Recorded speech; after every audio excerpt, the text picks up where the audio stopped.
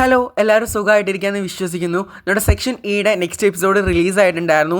ഞാനാണെങ്കിൽ റിലീസായ കാര്യം ഓർമ്മയുണ്ടായിരുന്നില്ല കേട്ടോ. സോ ഒരു കമൻറ്റ് വന്നിട്ടുണ്ടായിരുന്നു, റിലീസായിട്ടുണ്ട്, വീഡിയോ വേഗം ഇടാൻ വേണ്ടിയിട്ടുള്ള കാര്യം. അപ്പോൾ നിങ്ങളെല്ലാവരും ആ ഒരു വീഡിയോയ്ക്ക് വേണ്ടി എത്രമാത്രം വെയിറ്റിംഗ് എന്നുള്ളത് മനസ്സിലായി. സോ ഇന്ന് നമ്മുടെ സെക്ഷൻ ഇയുടെ നെക്സ്റ്റ് എപ്പിസോഡാണ്. എപ്പിസോഡിൻ്റെ തുടക്കത്തിൽ നമ്മൾ കാണുന്നത് ജെ ഒരു കാര്യങ്ങൾ ആലോചിച്ചിരിക്കുക കേട്ടോ.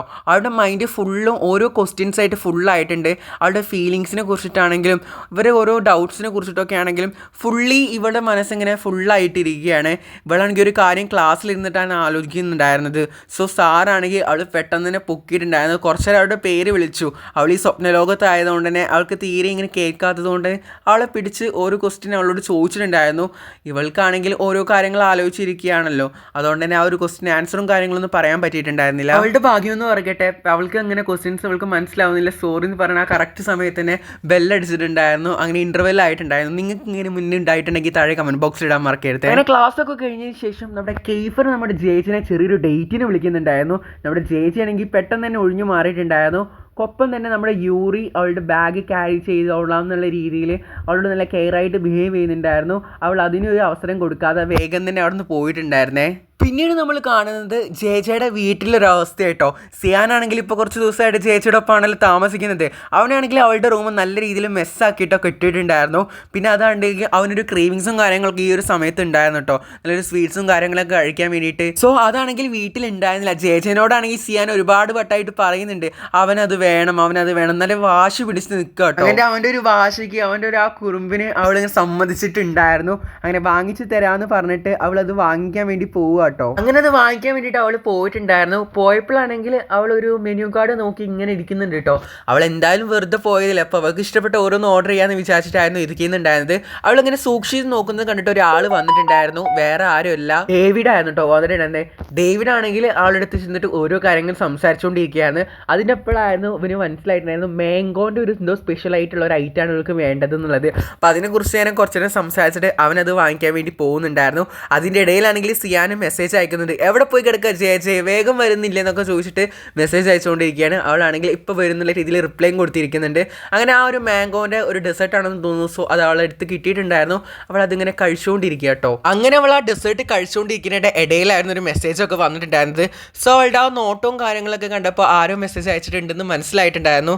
സോ എന്താണെന്ന് ചോദിക്കുമ്പോൾ അവൾ ഒന്നുമില്ല, നത്തിങ് എൽസ്, വേറെ ഒരാളാണ് മെസ്സേജ് അയച്ചതെന്നുള്ള രീതിയിൽ പറയുന്നുണ്ട്. പക്ഷെ അപ്പോൾ തന്നെ നമ്മുടെ ഡേവിഡ് പറയുന്നുണ്ട് അത് കെയ്ഫർ അല്ലേ എന്നുള്ള കാര്യം. സോ ആ പെട്ടെന്ന് ആ ഒരു പേര് കേട്ടതിൻ്റെ ആ ഒരു ഇതിൽ കുറച്ച് ഡെസേർട്ടിൻ്റെ വായിൽ നിന്ന് ഫ്രണ്ടിലേക്കായിട്ട് നമ്മുടെ ഡേവിഡിൻ്റെ മേത്തൊക്കെ ആയിട്ട് തെറിച്ചിട്ടുണ്ടായിരുന്നു.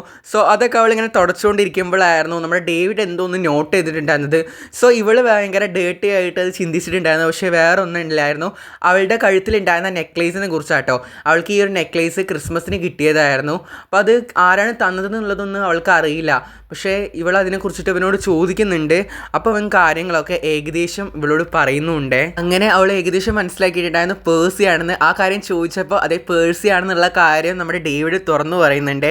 അപ്പോൾ പിന്നെ നമ്മുടെ ഡേവിഡ് ആണെങ്കിൽ പേഴ്സിനായിട്ട് കണക്റ്റും കാര്യങ്ങളൊക്കെ ഉള്ളതുകൊണ്ട് തന്നെ അവിടുന്ന് ഒരു ലൈവ് പിക്ക് എടുത്ത് അയച്ചു കൊടുക്കുന്നുണ്ട്. നമ്മുടെ പേഴ്സി ആണെങ്കിൽ ശ്രദ്ധിച്ചിട്ടുണ്ടായിരുന്നത് ആ ഒരു നെക്ലേസിൽ കുരുങ്ങിയിട്ടുള്ള ആ ഒരു യൂറി ഗിഫ്റ്റ് ചെയ്തിട്ടുണ്ടായിരുന്ന എൻഗേജ്മെൻറ്റ് റിങ് ആട്ടോ. അത് കണ്ടിട്ടാണെങ്കിൽ ആ പേഴ്സി പറയുന്നുണ്ട് മര്യാദയ്ക്ക് ആ റിങ് എടുത്ത് മാറ്റിക്കോ അല്ലെങ്കിൽ യൂറിനെ കൊല്ലും എന്നുള്ള കാര്യമായിരുന്നു പറഞ്ഞിട്ടുണ്ടായിരുന്നത്. പിന്നീട് നമ്മൾ കാണുന്നത് ജെ വീട്ടിൽ ബെഡിൽ കിടന്ന് ഉറങ്ങുന്ന ഒരു സീനാട്ടോ. സോ അവൾ അതിനൊക്കെ ശേഷം വന്നിട്ട് കിടന്നിട്ടുണ്ടായിരുന്നു. സോ ഒരു കോള് കേട്ടിട്ടാണ് അവൾ ഇങ്ങനെ എണീക്കുന്നുണ്ടായിരുന്നത് കേട്ടോ. അങ്ങനെ കോള് വേറെ ആരും ഇല്ലായിരുന്നു, കെയ്ഫർ ആയിരുന്നു. കെയ്ഫർ വിളിച്ച് ചോദിക്കുന്നുണ്ട് ഇന്നെന്താ പരിപാടി, ഇന്ന് ഇമ്മാൻ്റെ ഒപ്പം ഷോപ്പിങ്ങിന് പോകുന്നുണ്ടോ എന്നുള്ള കാര്യമൊക്കെ ചോദിക്കുന്നുണ്ടായിരുന്നു. ഇമ്മാൻ്റെ ഒപ്പം ഷോപ്പിങ്ങിന് പോകുന്നുണ്ടോ എന്ന കാര്യം ചോദിക്കുന്നുണ്ടായിരുന്നു.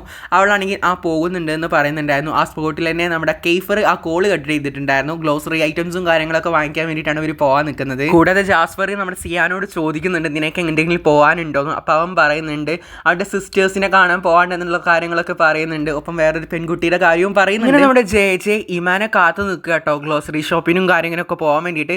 അപ്പോൾ രണ്ടുപേരാണെങ്കിൽ ഇവളെ ശ്രദ്ധിച്ചിട്ട് ഓരോ കാര്യങ്ങൾ ഇങ്ങനെ സംസാരിക്കുന്നുണ്ടായിരുന്നു. ഇവളാണെങ്കിൽ ആ കാര്യം ശ്രദ്ധിച്ചിട്ടും ഉണ്ടായിരുന്നു. അങ്ങനെ നമ്മുടെ ഇമാൻ വന്ന അവളെ പിക്ക് ചെയ്യുമ്പോഴും അവർ ഇവരെ കുറിച്ച് സംസാരിക്കുന്ന കാര്യങ്ങളൊന്നും ശ്രദ്ധിക്കുന്നുണ്ട്. പിന്നെ അങ്ങനെ അവർ ഷോപ്പിങ്ങിലാണ്. ഷോപ്പിങ്ങിനിടയിൽ കാഷ്വൽ ആയിട്ടുള്ള ഓരോ കാര്യങ്ങൾ ഇവർ സംസാരിച്ചുകൊണ്ടിരിക്കുന്നുണ്ട്. എന്നിട്ട് അവളിങ്ങനെ ഓരോ ഐറ്റംസ് ഇങ്ങനെ നമ്മുടെ ബാഗിൽ ഇട്ടുകൊണ്ടിരിക്കുന്ന സമയത്തായിരുന്നു അവൾ പെട്ടെന്നൊരു കാര്യം സ്ട്രൈക്ക് ചെയ്തിട്ടുണ്ടായിരുന്നു. അവൾ വിചാരിച്ചു ഇത് സ്വപ്നമാണോ, അങ്ങനെ കണ്ണൊക്കെ തിരുമ്പി നോക്കുന്നുണ്ടായിരുന്നു. വേറെ ഒന്നുമല്ല, നമ്മുടെ കെയ്ഫർ അവിടെ വന്ന് നിൽക്കുന്ന പോലെ അവൾക്ക് തോന്നുന്നുണ്ട്. അവൾ കണ്ണ് തിരുമ്പി നോർമലാക്കുമ്പോൾ അവിടെ കെയ്ഫറിൻ്റെ ഒരു പോസ്റ്ററായിട്ട് മാറുന്നുണ്ട് കേട്ടോ. അങ്ങനെ പിന്നെ അതൊന്നും മൈൻഡ് ചെയ്യാതെ അവൾ നടക്കുമ്പോഴായിരുന്നു പെട്ടെന്ന് വേറൊരു നെട്ടൽ നമ്മുടെ യൂറിയുടെ ഒരു പോസ്റ്ററും കൂടെ അവിടെ ഉണ്ടായിരുന്നു കേട്ടോ. ഇങ്ങനെയൊക്കെ ആയിട്ട് അവൾക്ക് ഫുള്ള് കിളി പോയ അവസ്ഥയിൽ അവൾക്ക് ഇപ്പോൾ സത്യം പറഞ്ഞു കഴിഞ്ഞാൽ. അങ്ങനെ അവൾ ബാക്കി കാര്യങ്ങളൊക്കെ നോക്കിക്കൊണ്ടിരിക്കുമ്പോഴായിരുന്നു പെട്ടെന്നൊരു സൗണ്ട്. തിരിഞ്ഞു നോക്കിയപ്പോൾ നമ്മുടെ കെയ്ഫർ, അങ്ങനെ കെയ്ഫർ നല്ല രീതിക്ക് അവളോട് പഞ്ചാര അടിച്ച് നിൽക്കുന്നുണ്ടായിരുന്നു.